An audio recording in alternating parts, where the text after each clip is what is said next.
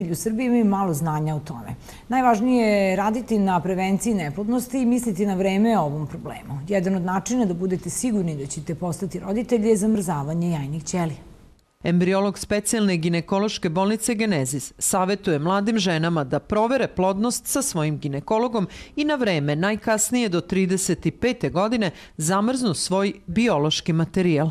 Lekar bi za to vreme pratio svaki ovulatorni ciklus, pratio bi kako se razvijaju i da li se razvijaju folikuli na samim jajnicima u kojima nastaju jajne ćelije i na osnovu toga preporučio mladim devojkama, ženama i ženama do 35 godina starosti da zamrznu svoje jajne ćelije kako bi to bio neki, hajde da kažemo uslovno rečeno, polog za budućnost. Novi alarm za čuvanje genetskog materijala donosi pandemija. Rezultati do sada urađenih istraživanja pokazuju da osobe nakon preležane korone imaju drastično smanjen broj polnih ćelija.